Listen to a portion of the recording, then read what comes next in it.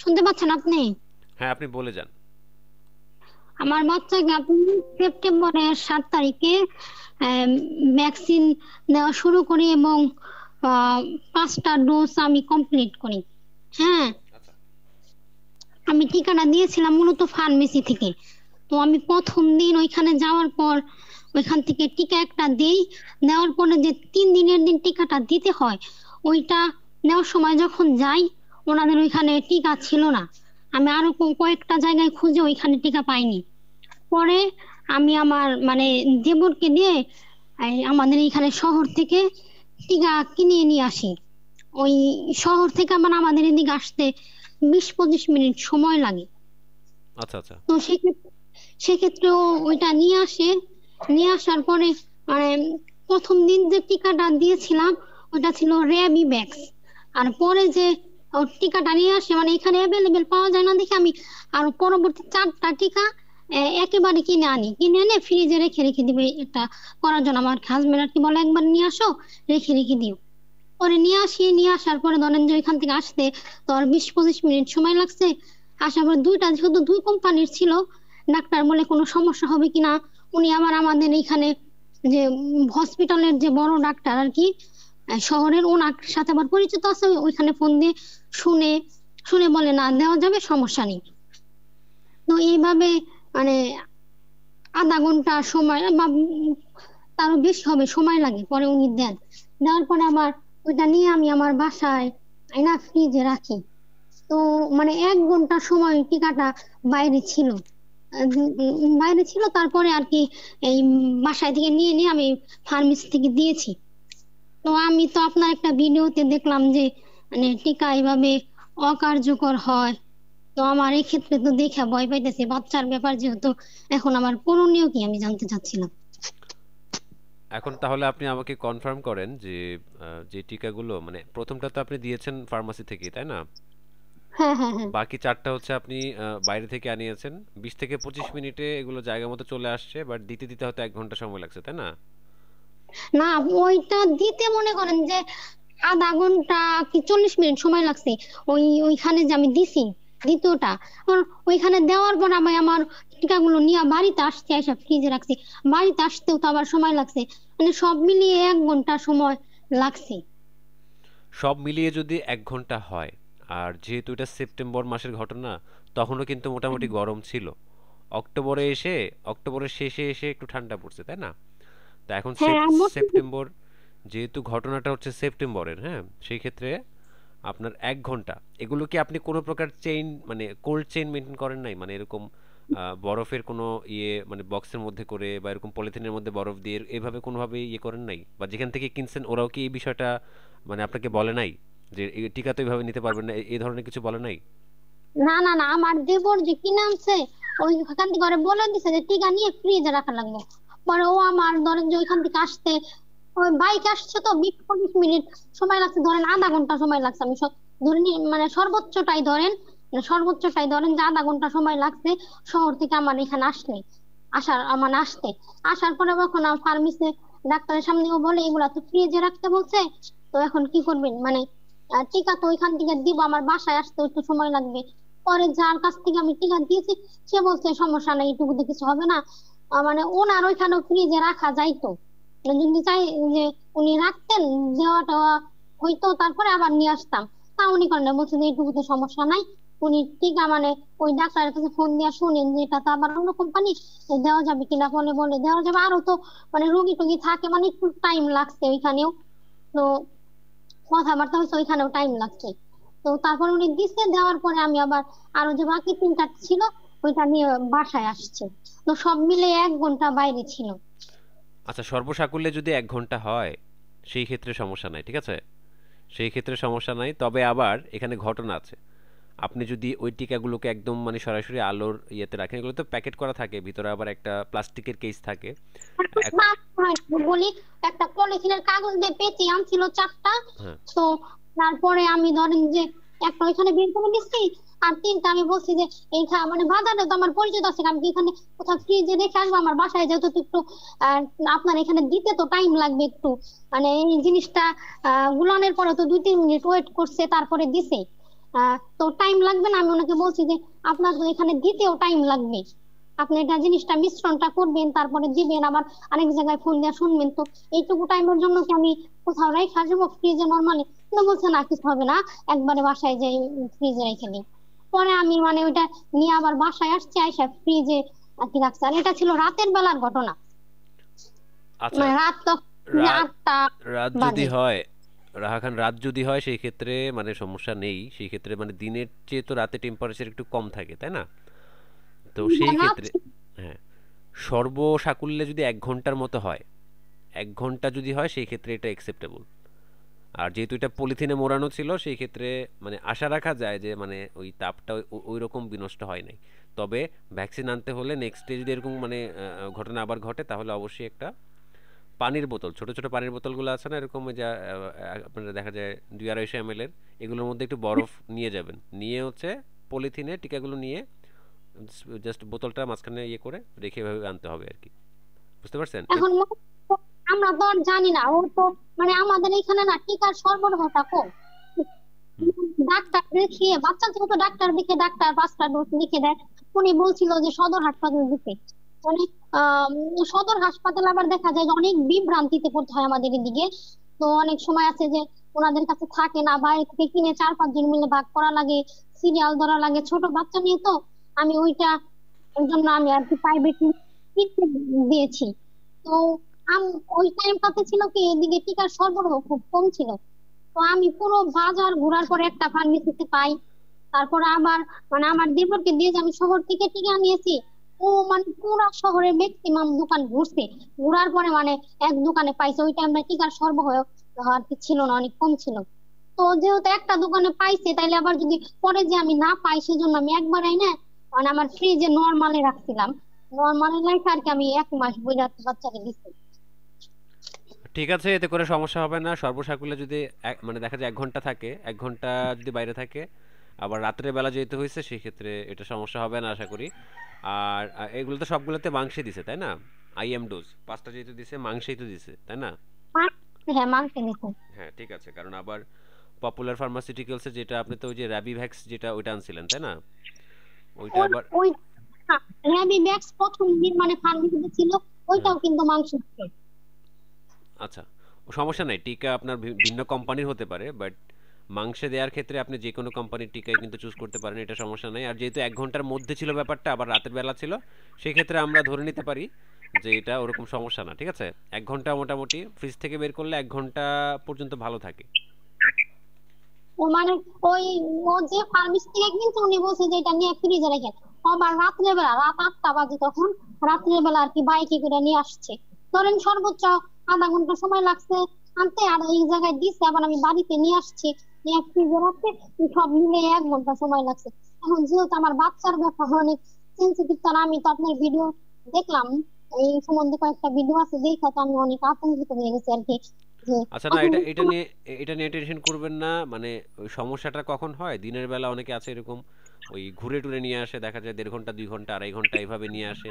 আবার সরাসরি সূর্যালোক মানে ওই যে রোদ যদি লাগে সেই ক্ষেত্রেও সমস্যা হয়। তো এটা যেহেতু রাতের বেলা, আবার 1 ঘন্টার মধ্যে আপনি বলতেছেন যে মোটামুটি সবকিছু হয়ে গেছে, আধা ঘন্টার মধ্যে নিয়ে আসছে, দেন পরবর্তী আধা ঘন্টার মধ্যে দেখা যায় মানে 30 মিনিটের মধ্যে আপনি টিকা দিয়ে ফেলছেন, ঠিক না? তো সেই ক্ষেত্রে সমস্যা হয় না, ঠিক আছে? ধরেন যে টিকা দিছি 40 মিনিটের মধ্যে ওর দ্বিতীয় ডোজ, আবার আমার বাসায় আসতে তো টাইম লাগছে, বাসায় আসতে আসতে মানে পরবর্তীতে ফ্রিজে রাখছি, এবং বাসায় আসতে আসতে আর কি 1 ঘন্টা লাগছে, রাইকে 1 ঘন্টা পরে আবার এটা আমি ফ্রিজে রাখছি, পরে ওইখান থেকে নিয়ে নিয়ে দিচ্ছি আর কি। আচ্ছা, রাত্রে বেলা যেহেতু মানে 1 ঘন্টায় ওরকম সমস্যা হবে না আমি আশা রাখি। আর নেক্সট ডে এই ভুল করবেন না, ঠিক আছে? যেভাবে বললাম কোল্ড চেইন মেনটেন করে যদি এরকম সমস্যা হয়, যে কোনো ভ্যাকসিন এভাবে আনতে হবে। এগুলা ওদেরও ফল্ট আছে। তো এটা যেহেতু 1 ঘন্টার মধ্যে ছিল, ঠিক আছে, সমস্যা হবে না, হ্যাঁ। ওদের ফল্ট বলতে ধরেন যে আমাদের তো আর বলে নাই, কারণ ওই ফার্মেসি থেকে বলে দিচ্ছে যে নিয়ে ফ্রিজে রেখো।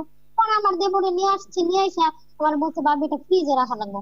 আধা ঘন্টা পরে হুম হুম। যখন পর ফার্মেসির লোক বল সমস্যা নাই দিয়া দেই, বাসায় যে ফ্রিজে রাখবো। আমি তো পরে এখানে মানে এমন ঘটনা, এমন কেস তো প্রত্যেকদিন থাকে। এই ফার্মাসিস্ট যারা, ওদের কারণেই বেশিরভাগ টিকাগুলো নষ্ট হয়ে যায়।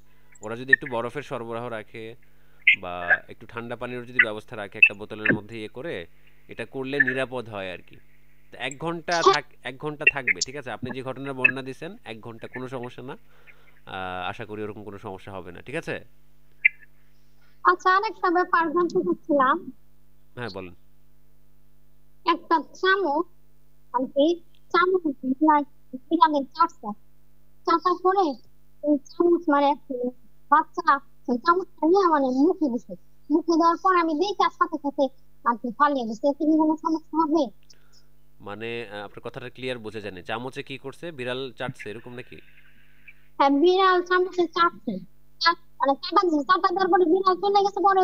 মানে ওই সময় মানে 1 মিনিট হবে পরে মানে ওই চামচটা মানে বাচ্চা নিয়ে মানে মুখে দিয়ে ফেলছে। পরে আমি দেখা চামচটা আর কি ফেলে দিচ্ছি। তো এমন ঘটনার ক্ষেত্রে আসলে র্যাবিসের প্রমাণ পাওয়া যায় না। এটা তখনই সম্ভব যখন আপনার মানে মেয়ের মুখে যদি এরকম ক্ষত থাকে, কোনো কাটা ফাটা এরকম যদি থাকে, সরাসরি যদি রক্তনালীর সংস্পর্শে আসে, বা আবার এমন যদি হয় যে চোখে গেছে লালাটা, ওই প্রাণীটা জলাতঙ্কে আক্রান্ত, সেই ক্ষেত্রে হয়তো। কিন্তু এমনি মুখে গেলে পেটে গেলে মানে জলাতঙ্কে আক্রান্তর কোনো এরকম প্রমাণ নাই। বুঝতে পারছেন? হ্যাঁ, আর কি বুঝতে পারলাম। এখন ভাইয়া কি এর আগে একবার বছর দুয়েক আগে, 2-2.5 বছর আগে আমারে আর আমার হাজবেন্ড আর কি বিড়ালে আঁচড় দিছিল। তো ওই সময় না আমরা প্রথম ভ্যাকসিনটা সদর হাসপাতালে নিতে যাই। নিতে যাওয়ার পরে ওইখানে আর কি ভ্যাকসিন দিতে পারে না, বলে যে ফার্মেসি থেকে কিনে আনতে। হুম। পরে ফার্মেসি থেকে কিনে এনে ওনাদের দিয়ে দেওয়া। তো ফার্মেসি থেকে যেহেতু কিনে আনতে হয় তাহলে ওনাদের দিয়ে দেওয়ানোর আগে প্রথম দিন দিয়ে আসে। পরে আবার আরেকজন আমাদের বলে যে জেলা আছে না, সিটি কর্পোরেশন, তারপরে সিটি কর্পোরেশন, ওইখান থেকে নাকি ভ্যাকসিন দেওয়া হয়। পরে ওইখানে যে আবেদন আবেদন করার পরে আমাদের ভ্যাকসিন দেয়। ওই সময়ও ভ্যাকসিন আমাদের মানে হাতে দিয়ে দেয় আছে। কিন্তু হাতে 5টা ভ্যাকসিন ধরে দিচ্ছে আমাদের। হাতে দিয়ে দিতে দেওয়ার পরে তো ওই ভ্যাকসিন আমরা তো নিয়ে আসি, নিশ্চয়ই করে আসি, এসে আবার ওই ভ্যাকসিন নিয়ে সদর হসপিটালে যাই। যাওয়ার পরে নার্স দিদি ভ্যাকসিন দেওয়ার পরে আবার সদর হাসপাতালে ওই ভ্যাকসিন নিয়ে আসি।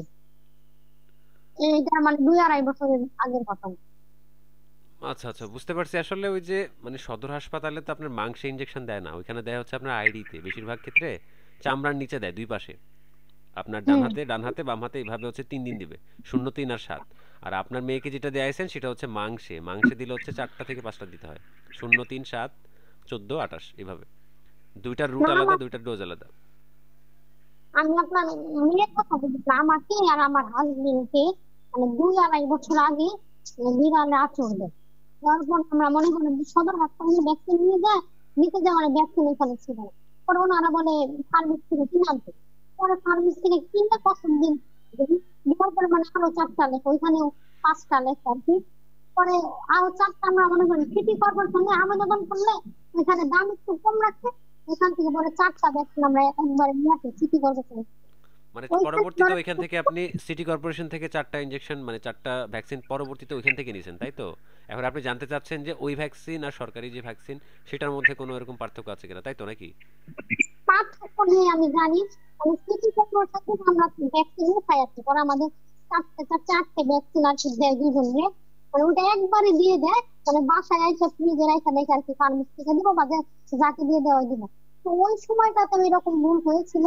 মানে আপনি শুনেন ব্যাপারটা, আমরা আবেদন করার পরে আর কি টাকা লাগে, টাকা দিয়ে পরে ওনারা আমাদের আর কি ভ্যাকসিন দিয়ে দেয় হাতে সবগুলা একবারে। দিয়ে দেওয়ার পরে তো ওই সময় আমরা পরে ওই ভ্যাকসিন নিয়ে সদর হাসপাতালে যাই। ওখানে যাইতেও সময় লাগতো।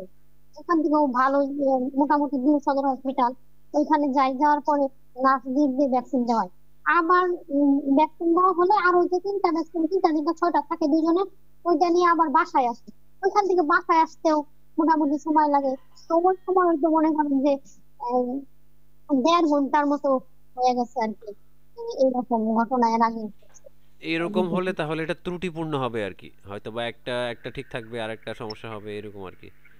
কারণ 1.5 ঘন্টা হলে দেরি হয়ে যায় খুব, আবার দিনের বেলা হলে সেটা আরো রিস্কি, ভ্যাকসিন নষ্ট হয়ে যেতে পারে। তো আমি এটাই বলতেছি যে মানে আপনি এই ব্যাপারটা নিয়ে কেন এত অসচেতন বা মানে ফার্মেসিটাই যে আমরা তো বড় মানুষ, এই যে আমার বাচ্চার যে ব্যাপারটা উনি যদি বলতো যে এটা মেনটেন করে নেওয়া লাগবে, আমার যদি টা কিনে হলেও নিতাম না, আমি তো রিস্ক নিতাম না। তারপরে উম, তো এরকম এখন আমি ওইটা আগের ঘটনা আর কি, ওই ছোট মনে হয় টিকা কার্যকর হয় নাই এইভাবে মানে।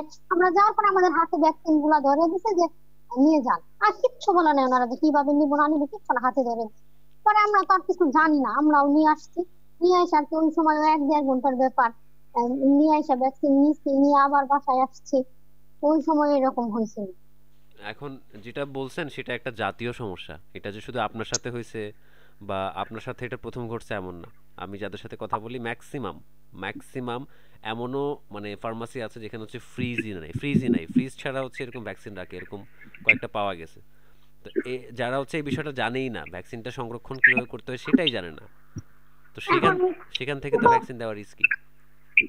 আমিও তো মনে করেন যে এই 2-2.5 বছর আগের যে ঘটনা, আমি এটা নিয়ে কোনো মানে চিন্তা না, আমরা তো আর জানি না। আমরা সমস্যা আমাদের হয়েছে, আমরা টিকা নিছি, আমরা নিশ্চিত রয়েছি। পরে যে বাচ্চার যে ঘটনা হয়েছে, টিকা বাচ্চাটা দিছি আমরা নিশ্চিত, মানে আমরা কোনো চিন্তা করতেছি না।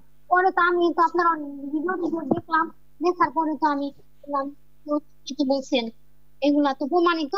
তো আমি বলি তাহলে পরামর্শ করি আর একটা ব্যাপার ভাইয়া, যে টিকা যে 1 ঘন্টা পরে আইনা যা আবার ফ্রিজে রাখলাম বাচ্চার টিকাটা, ফ্রিজে রাখার পরে যে যে 1 মাস ধরে দিলাম বাসায় ফ্রিজে রেখে, নর্মালে রেখে আর কি দিছি, এতে কি কোনো সমস্যা হবে?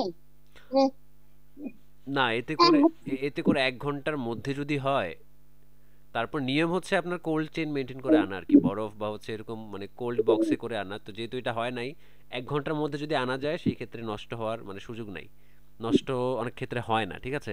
আর পরবর্তীতে যে যে আপনি 1 মাস রেখে দিয়েছেন এটা কোনো সমস্যা না, কারণ টিকা তো ঠিকই আছে। 1 ঘন্টার মধ্যে তো এটা আপনাকে আপনি স্টোর করছেন, ঠিক না, রিস্টোর করছেন আপনার ফ্রিজে। হুম হুম। তো সেই ক্ষেত্রে সমস্যা নাই। যদি এরকম হয়তো যে 1.5 ঘন্টা 2 ঘন্টা হয়ে গেছে পরে আইনা ফ্রিজে রাখছেন, তাহলে তো লাভ নাই, কারণ জিনিস তো আগেই নষ্ট হয়ে গেছে। বুঝতে পারছেন? এই বিষয়গুলো আসলে সচেতনতা জরুরি, এই জন্যই হচ্ছে আমি চেষ্টা করি যাতে আপনাদের কাছে এই বিষয়গুলো পৌঁছায়, আপনারা যেন জানেন। টিকা দিলেও এই টিকা বিফল হয় কেন। এই যে ইন্ডিয়ার কয়েকটা ঘটনা আছে, আমি রেফারেন্স সহ দেখাইছি, আমার কয়েকটা ভিডিও আছে সেখানে। এই শুধু টিকার ব্যর্থতা মানে টিকা ঠিকমতো না দেওয়ার কারণেও কিন্তু অনেকে মারা গেছে জলাতঙ্ক হয়ে। বুঝতে পারছেন? আমি টেনশন করছি যে আমার সাথে এরকম ঘটনা না ঘটে, মানে ওনারা তো কেউ আমাকে সচেতন করে নাই। যদি করতো, আমি যা বলতো আমি যে কোনো উপায়ে তাই করতাম, টাকা পয়সা লাগতো লাগতো, আমি যা বলতো ওনারা করতাম, কিন্তু ওনারা বলেই নাই। আর ওনারা না বললে আমরা কিভাবে জানবো? ওনারা দিতে বলছে, আমরা দিছি, তো আমরা নিশ্চিত আছি যে কোনো সমস্যা হবে না, দিতে যা বলছে ওনারা আমরা তাই তো করছি।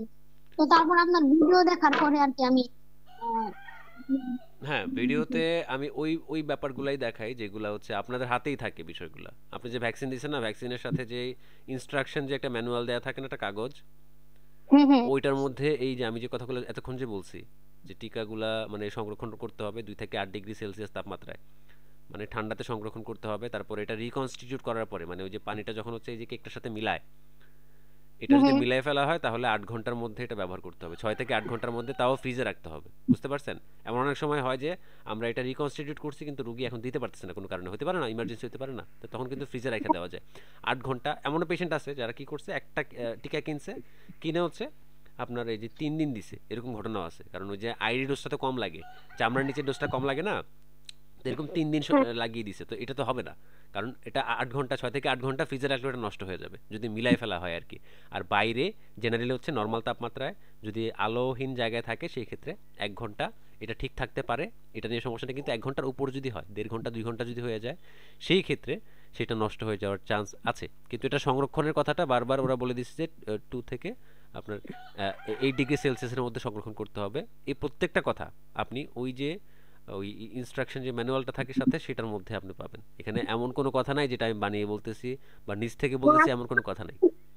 দেখলাম, দেখার পরে আমি আর কি আপনার সাথে কথা বললাম। এখন যে ফার্মেসি থেকে আমরা টিকাটা কিনছি, ওনারাও এই সম্বন্ধে বলে নাই।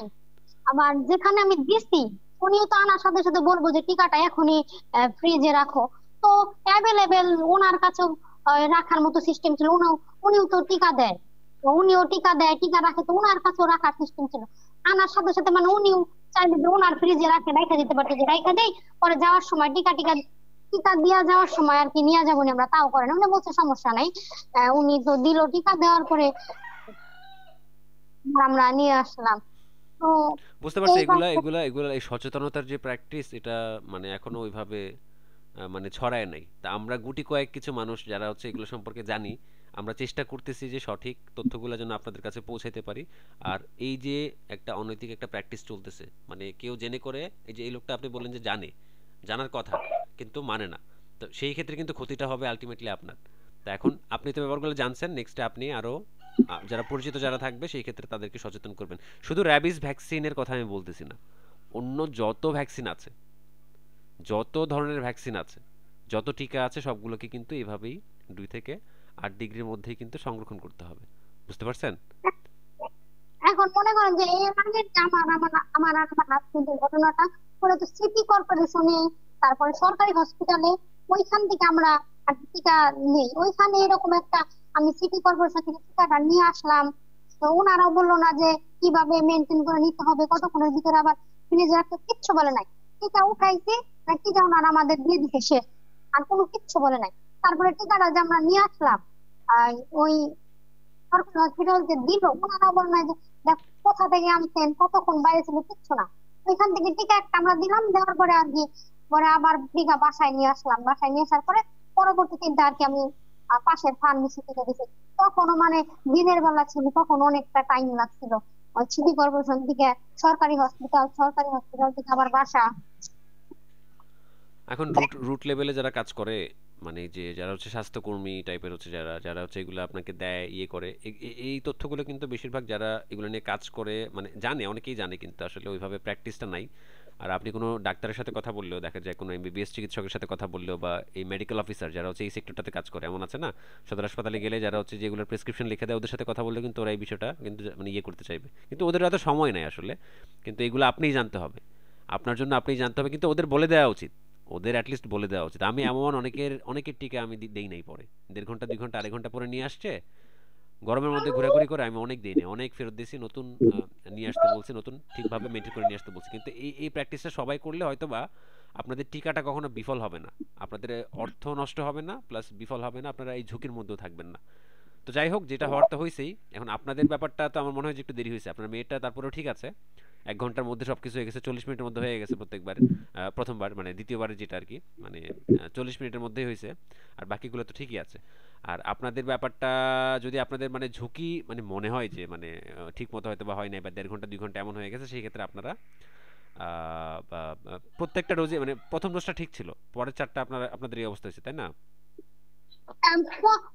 মানে প্রথমটা ঠিক ছিল, দ্বিতীয়টা আমি মেবি 40 মিনিটের মধ্যে ছিল। হুম। আর মানে এই পরের যে তিনটা, ওই তিনটা মনে করেন যে আমি আবার বাসায় গেছি যে রাখছি, ওই সময় 1.5 ঘন্টা হয়ে গেছে।